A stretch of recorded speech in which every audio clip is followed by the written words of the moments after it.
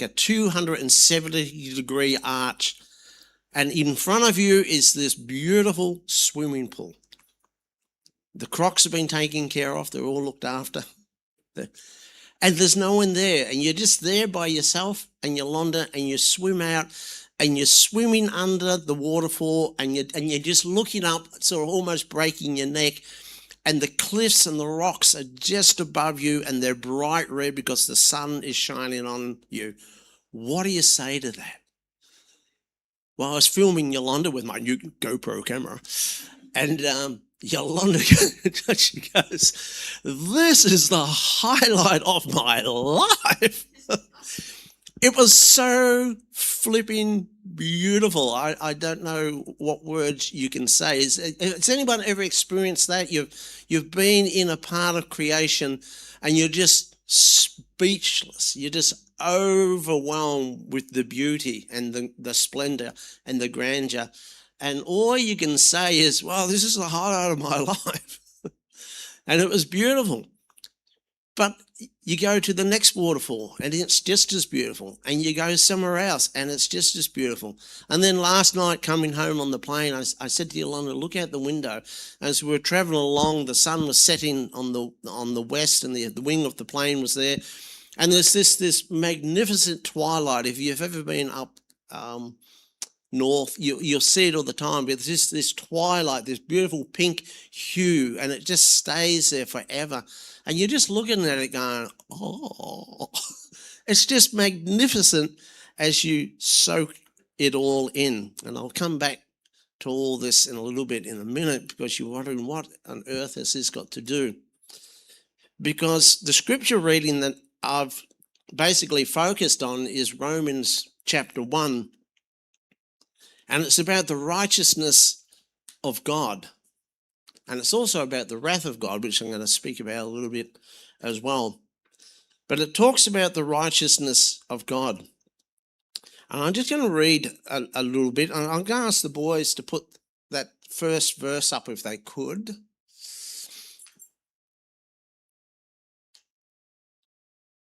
Okay, if they can't, it doesn't really matter.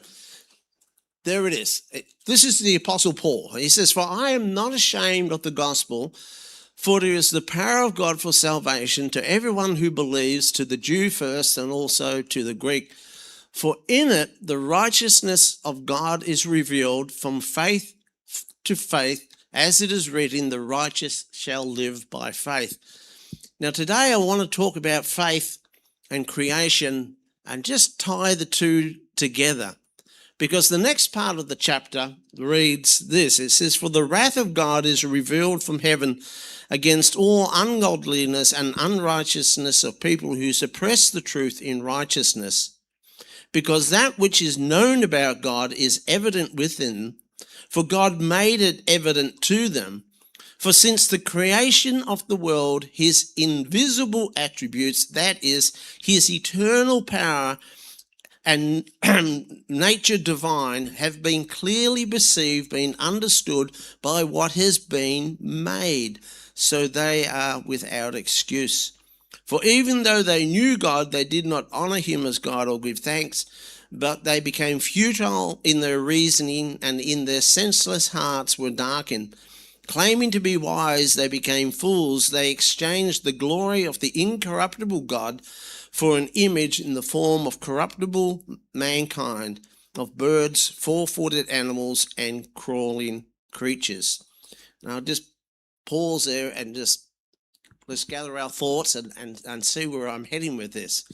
To understand what Paul is talking about when he says the wrath of God is revealed unto man, you first got to understand what the whole book of Romans is about. And it starts off, and he says in the first part of Romans, he says, "This is my apostleship." He's explaining what his job is, and he says, "I'm an apostle of Jesus Christ, of the gospel of the good news." And so he's introducing himself to his readers. He says, "I'm here to explain what the gospel is. It's the good news about the Son of God. And I'm an apostle, and it's my job to tell you what it's all about. This is what he wants to do. And he says, I want to meet up with you people from Rome because I have heard of your faith. And he's so excited because he's heard of their faith and he wants to meet with them and teach them. And he too wants to preach the gospel so that he may win some fruit among them. And then he gets to this wonderful verse in verse 16. And we'll just go back to verse 16 if we could.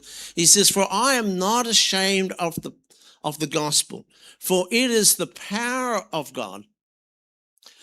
It is the power of God for salvation to everyone who believes, to the Jews first and also to the Greek. For in it the righteousness of God is revealed from faith to faith, as it is written, the righteous shall live by faith. Now here is this word faith, and it's so critical that we understand it. Paul says, for it is written that what? The righteous shall live by what? They shall live by faith. Now, the funny thing is that when you read about the word faith, you go to the New Testament, and the word faith in the Greek is spoken about 240 times. The word faith, faithfulness, is spoken over 295 times. The New Testament is just filled with the concepts of what faith and the idea of faith is. You get to the Old Testament, and how many times is the word faith spoken in the Old Testament? Does anyone know? Come on, have a guess. Anyone like to have a guess? No? 200? Anyone else want to have a guess? No, this is a little interesting exercise. Don't be afraid. Don't be shy. 50? I hear that answer, 50. 350? Oh. Once. And Paul quotes it right here. For it is written that the righteous shall live by faith. In fact, Paul quotes it 3 times in Hebrews and in Galatians. He says it 3 times. The righteous shall live by faith. The righteous shall live by faith. The righteous. Does anyone know what book it comes from? It comes from the book of Habakkuk. Habakkuk. I can't even say it. Habakkuk. It's a weird book. And it's a very obscure verse, but there it is. It says that the righteous shall live by faith. And then you go and look it up, and it's like, well, Paul, you didn't even quote it correctly, because it says that the righteous shall live by his faith. And then when you read it a little bit closer, it means the righteous shall live by his faithfulness, is what the direct translation really is referring to, because in it, there's the contrast. It says the imprudent who are not righteous. So it's talking about the wicked, but then it says, but the righteous shall live by faith. Why? Because faith in the Old Testament is intrinsically tied up. That you think I've just said that the word faith or the word faith is not in the Old Testament, but the concept is, but it's in a concept that often that we misunderstood or don't quite hear. The concept is faithfulness, fidelity, loyalty, staying true to someone because you honor them and worship them and respect them. And so the idea of faith is there right through the Old Testament, but it's shown by people's what? Their fidelity, their loyalty, and their faithfulness to that truth by staying true to it, which was seen in the Psalms and in the Old Testament. And then we see Paul's statement. He says, the righteousness of God is what? It's revealed from heaven. So Paul's basically saying, this is what righteousness is. And he says it's from faith to faith. So you get the idea, as it is written, it's by faith. So you get this idea that the underlying foundation of the concept is your faith and my faith. We're kind of clear with that. This is what he's trying to get to, and he gets to it in Romans 3 and Romans 4. But this is not the whole point of my sermon. This is just so you get the context of what's going on here. So basically, righteousness is shown by faith. Righteousness is shown by you trust God. Righteousness is shown that you actually believe in God. And when it says, it is the power of God unto who?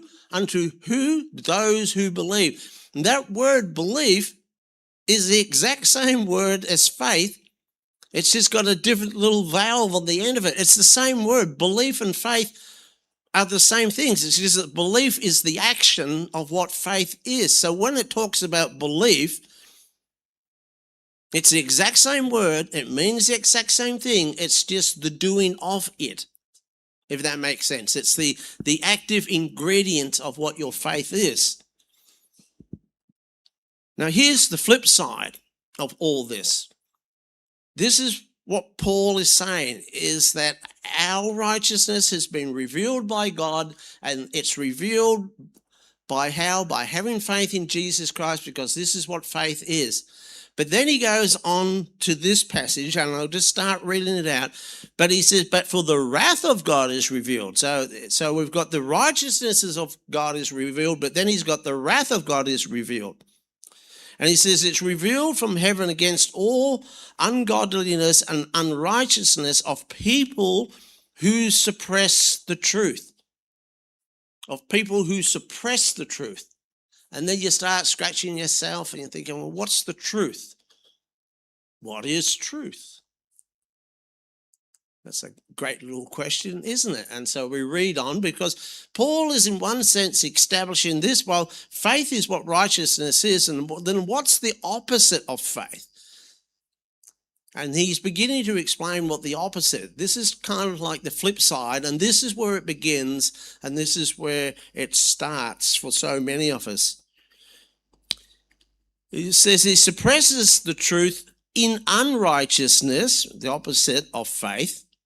Understand what I'm trying to say here? In unrighteousness, which is the opposite of faith, because that which is known about God is evident within them.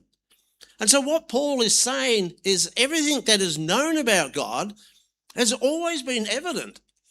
It's been there. It's in them, or in them as a whole group. And you read on a little bit what Paul says.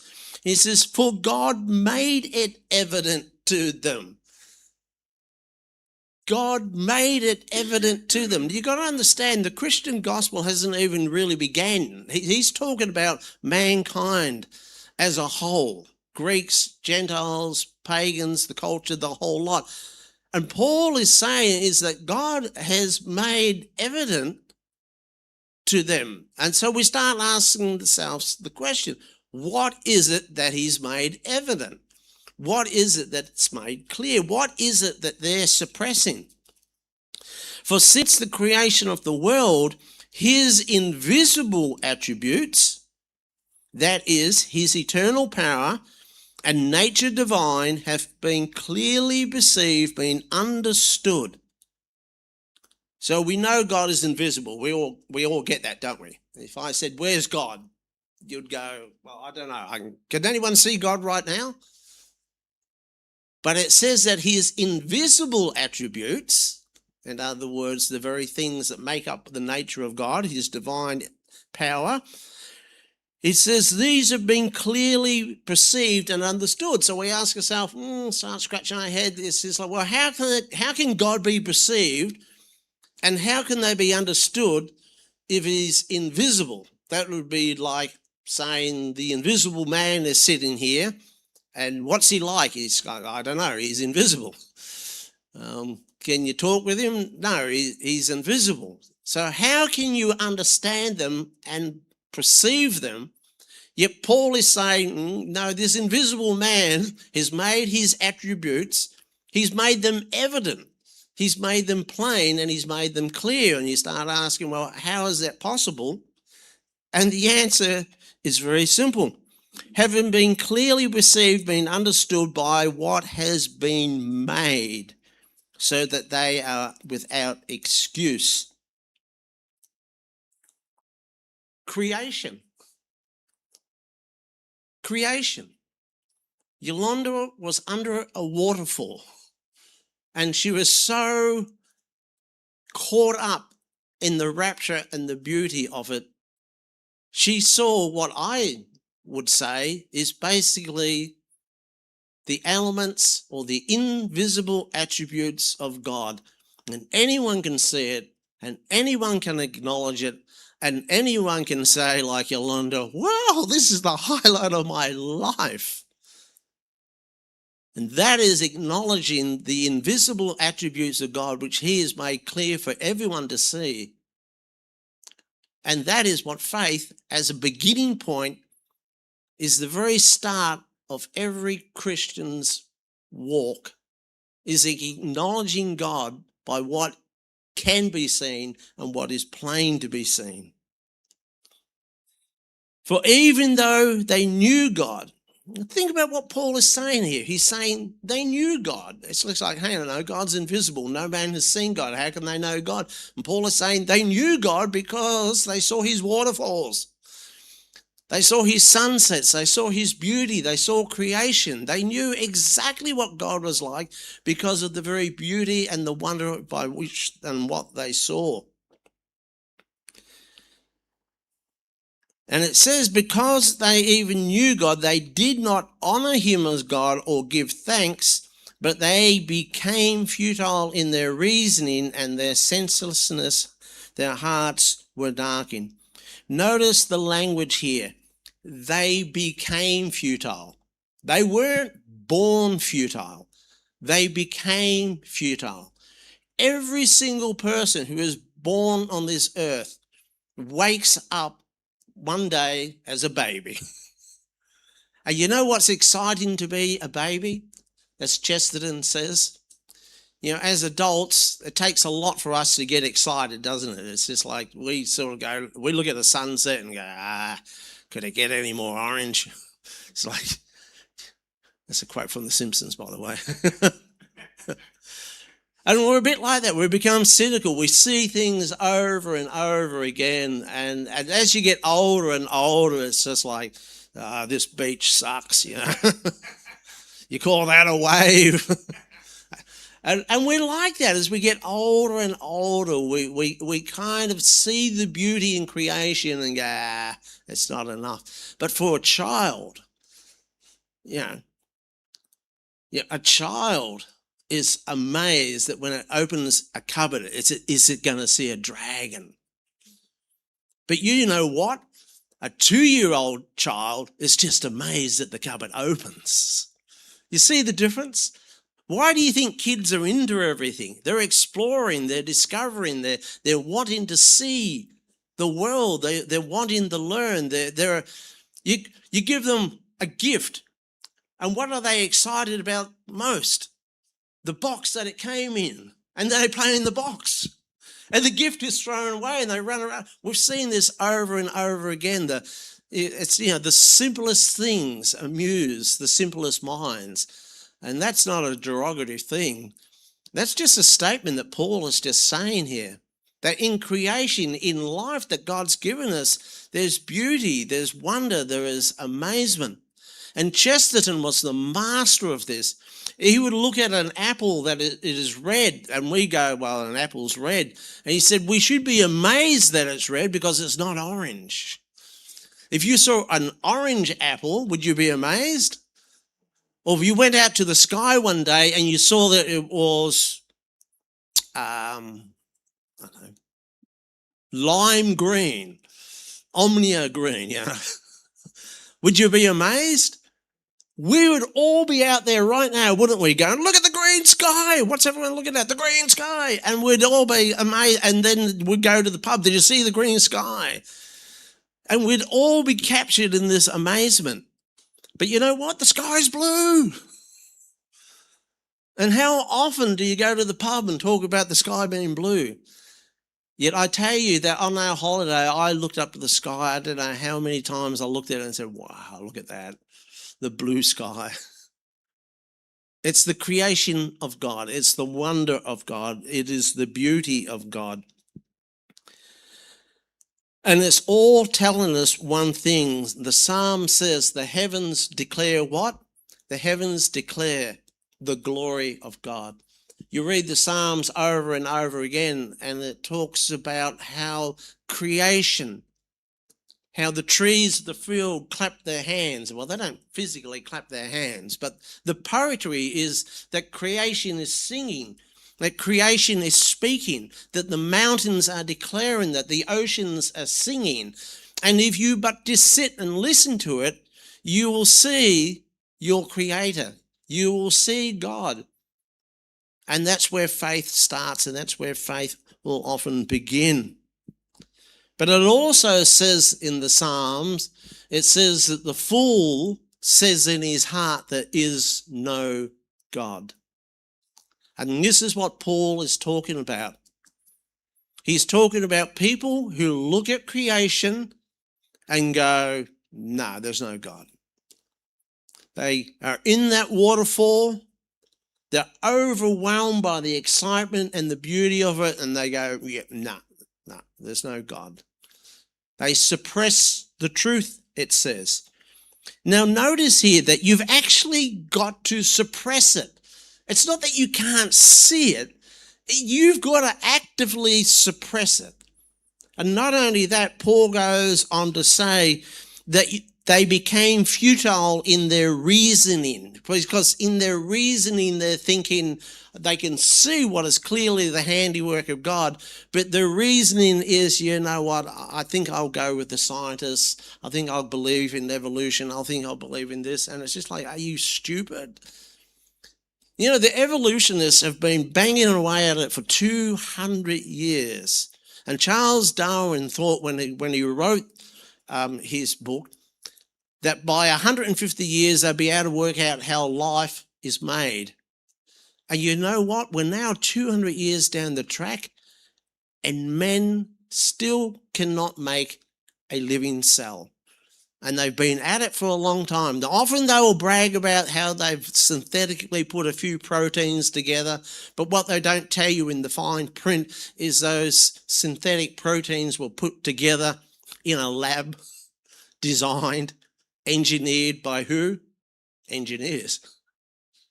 And for it to happen in real life, it has to happen quickly, in abundance, and by a lot of...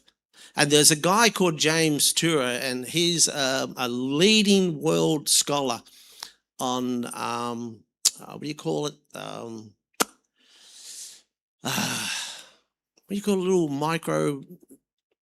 nanocells, nanotechnology. He's the leader in it.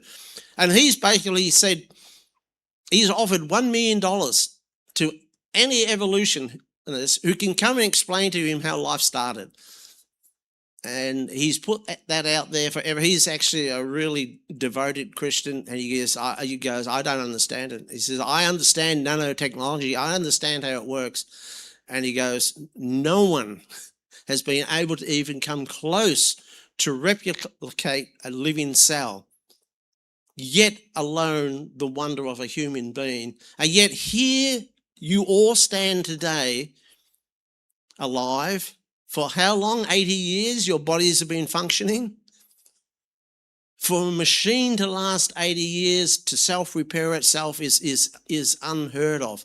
And yet men will stand there and go, yeah, no God.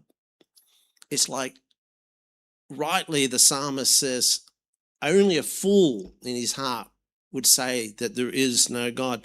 Right now we have over in China, I don't know if you've been following it, China's great. I mean, they make some rubbish.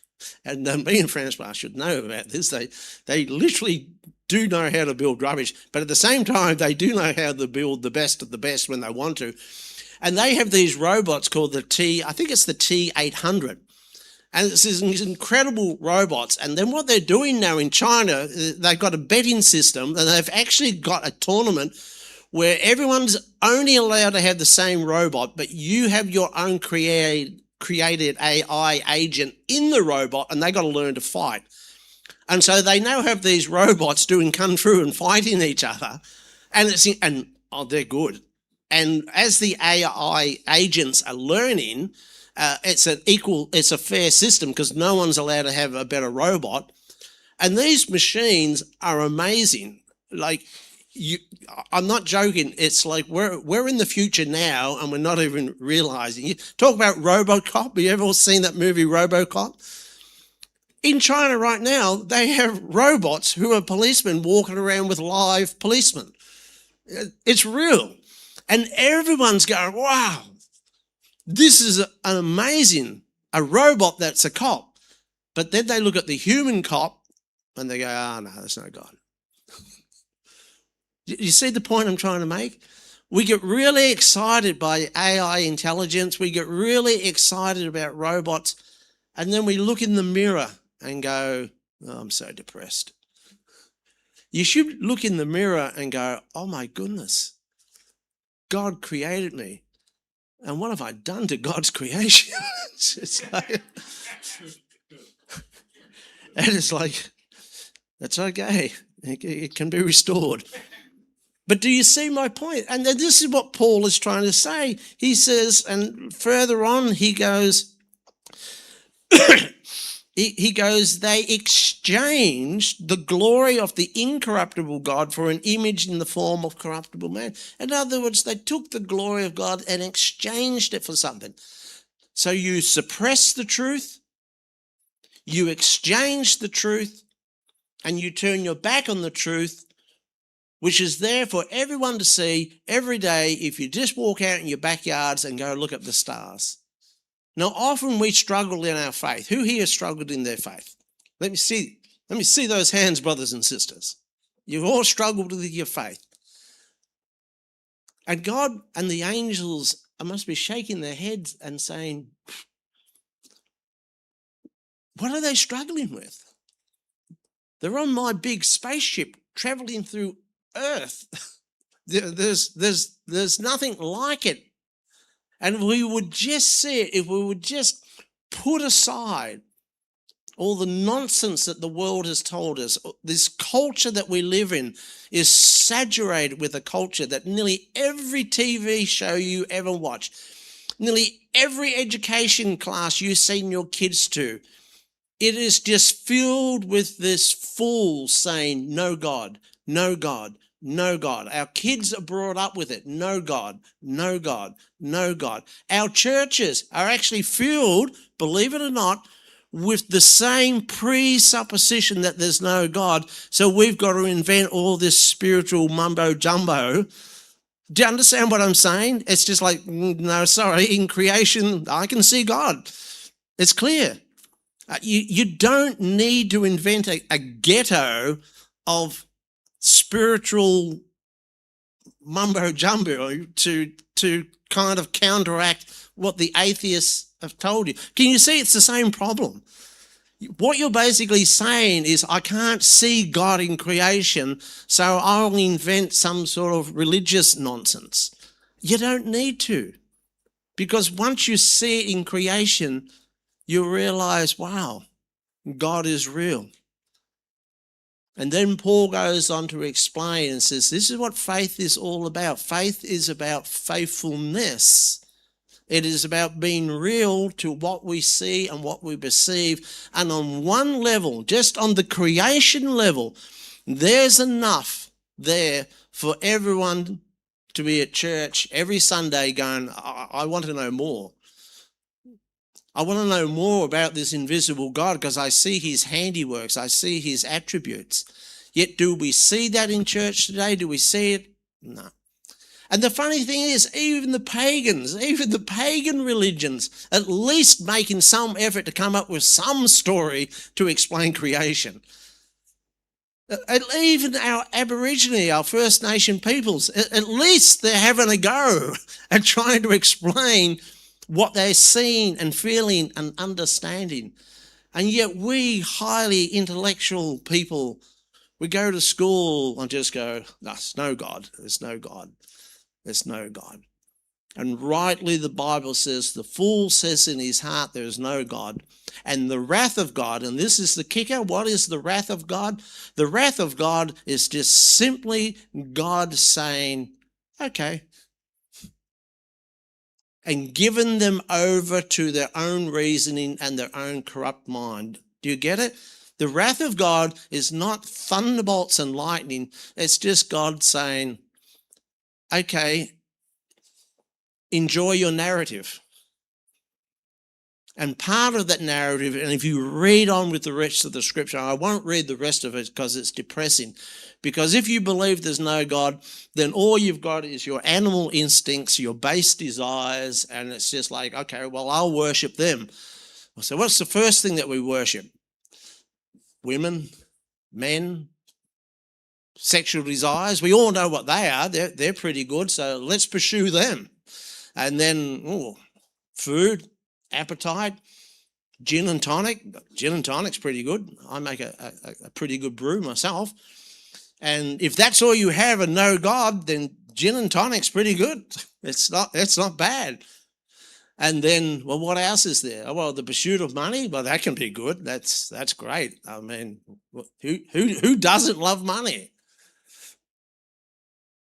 Yeah, you all know what I'm saying. And you could go on and on and on. And if all you're left with is us, and if that's it, and that's all we're going to pursue, and that's all we're going to believe, if you read the rest of Romans, it gets really dark. Since we become liars, we become backbiting, we become murderers, we become this, we become that, we become this, because that is what faithlessness is. It's the moment you look at creation, it's the moment you look at this world, it's the moment you look at everything and say, there is no God. Okay, there's no God. Well, what is there? Well, there's the pursuit of me. I'll become God. I'll exchange the glory of God and I'll become God. And what happens when you become God? I know what happens when I become God. I get angry because I'm a very angry God. It's like when things don't go my way, and you believe it, Yolanda saw a demonstration of it on our holidays, and something didn't go my way, and I lost it. It's like I was just, here I am in God's creation, and I was so upset because my Starlink on my vehicle wasn't working because we lost the password, and I was angry. I was furious because I exchanged the glory of God for the needs that I wanted. I'm hoping this is kind of making sense to you, because this is what happens to all Christians every day. There's enough evidence for us to drive us to our knees every day, and yet so often in the pursuit of ourselves as God and glory, we become alcoholics, sex addicts, gaming addicts, internet addicts. In fact, our kids are so, what's the word? Enveloped in a world of synthetic artificial intelligence. And I'm telling you, go spend 2 weeks out in the bush, Exhibit A, something happens. It's like you not that you draw closer to God. I'll never say creation is the way to God, but there's something about that, it resets you. It's just like, all right, I need to look at this more carefully. I want to know more about this God who created such beauty, because when you see beauty in a sunset, when you see it, it's just like, I want to know more about who and what this God is. Amen. I hope these words have encouraged you. I hope they've given you something to think about. I know they have with me. And creation, it's got something to say, and if we will just sit and listen to it, it will speak volumes to us. Well, I've run out of things to say, which is probably a good thing.